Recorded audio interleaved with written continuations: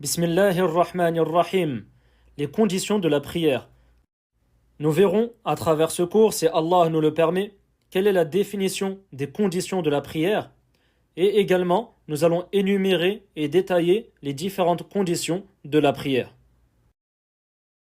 Sache qu'Allah te préserve, que la prière est constituée de conditions, de piliers, d'obligations, etc. Et nous allons détailler tous ces points dans de prochaines vidéos si Allah le permet.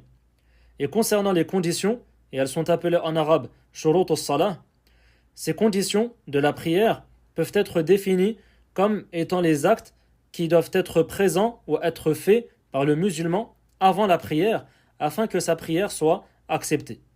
Et ces conditions sont au nombre de 9. La première condition, l'islam, c'est-à-dire être musulman. Et donc, celui qui prie alors qu'il n'est pas musulman, sa prière ne sera pas acceptée. Car parmi les conditions d'acceptation des œuvres, de toutes les œuvres de bien que la personne peut faire dans cette vie d'ici-bas, parmi les conditions, il y a le fait d'être musulman. Car l'islam est la seule religion acceptée auprès d'Allah. La deuxième condition, avoir la raison saine, ce que l'on appelle en arabe al-aql.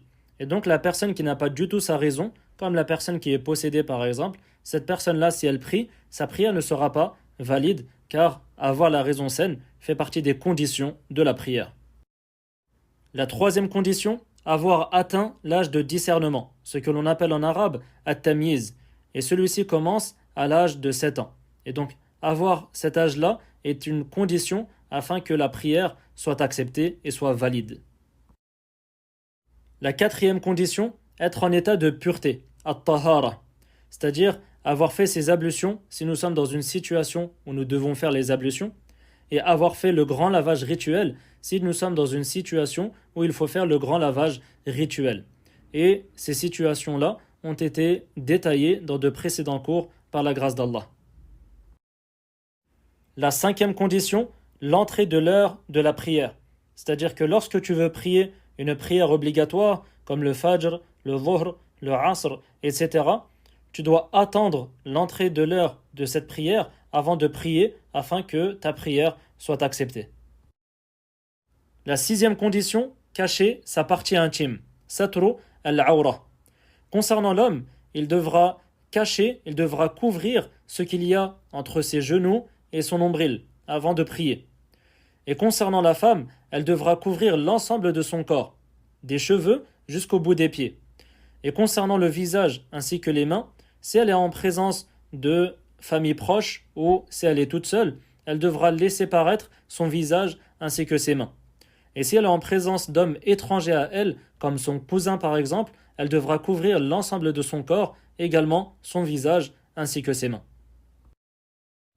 La septième condition, le fait qu'il n'y ait pas d'impureté sur notre corps, sur notre vêtement ou à l'endroit où l'on va prier. Donc avant de prier, s'il y a une impureté sur ton corps ou sur le vêtement avec lequel tu vas prier ou à l'endroit où tu vas prier, tu seras dans l'obligation de nettoyer cette impureté avant de prier et afin que ta prière soit valide.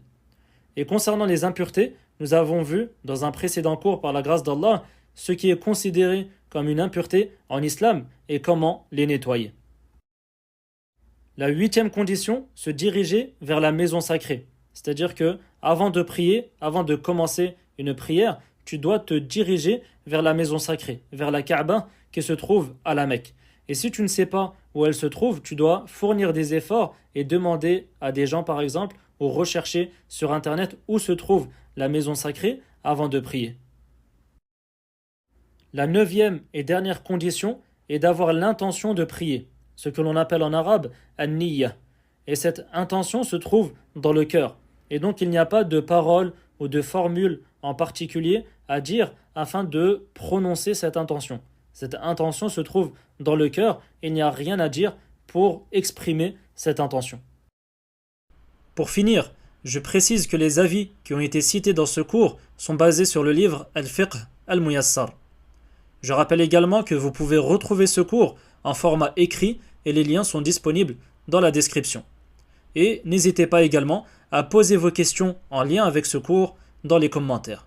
Wallahu a'lam wa sallallahu ala nabiyyina Muhammad wa ala alihi wa sahbihi wa sallam.